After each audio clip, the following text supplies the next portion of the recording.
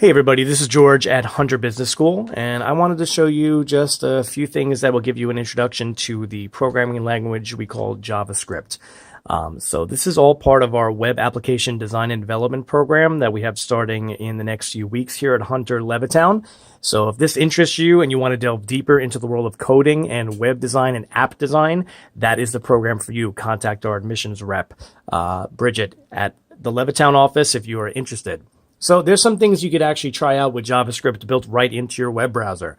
JavaScript itself, bottom line, simplest terms, is a programming language that's used to create interactive effects within web browsers. So HTML is a structured language that lets you set up a static page, and JavaScript kind of lets you interact and do things on the website. So you could actually go to any web browser. I'm using Chrome here on the screen.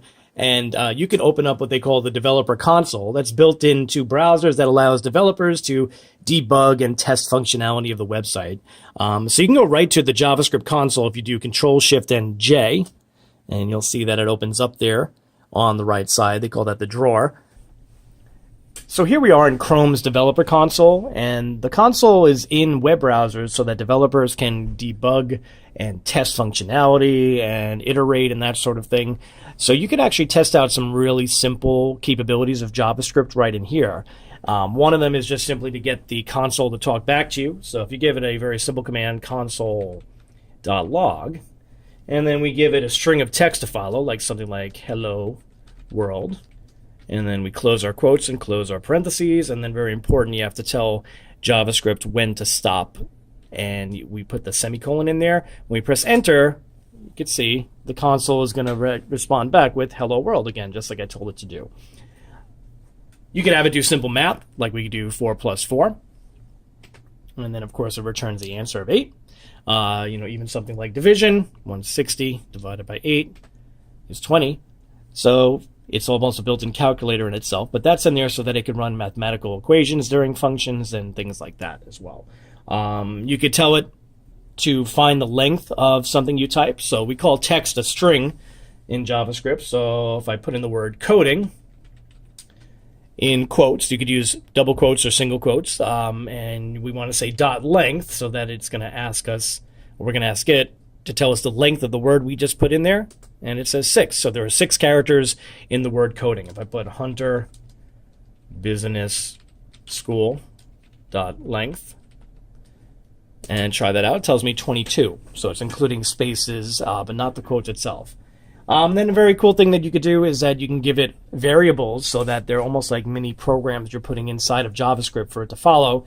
So I could say if I have a variable and I'm going to name that fruit, or fruits, we'll say. And then I just tell it that it's going to be equal to a series of values. So in this case, I'm going to put in these brackets. And then I'm going to put my strings of text, again, in single or double quote. I'll put apples as 1. We separated them by a comma to let JavaScript know that these are individual values and not just one long thing. We'll put oranges, and then we'll put, let's say, grapes, and then pears. And then when we're done, we close the brackets to let it know that the array of strings are done, and then we put in the semicolon again. At first, it's going to say undefined because we haven't actually done anything with that array of fruits yet, but I can call upon that whenever needed. So now it knows that fruits is equal to those 4 different values for fruits. And if I want to say fruits, and then in the brackets, I'll put, say, the number 2. What it's going to do is it's going to actually say grapes. So it calls up grapes because in the array, apples is 0, oranges is 1, grapes is 2, and pears is 3.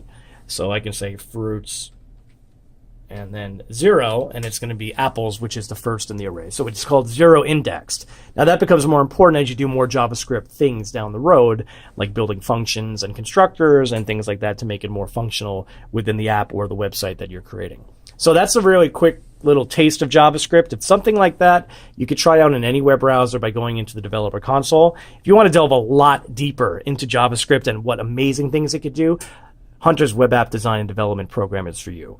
So give us a call at 516-796-1000. Contact our admissions team, and we would love to see you in class to delve into this wonderful world of coding. Thanks for your time, everyone. Have a good day.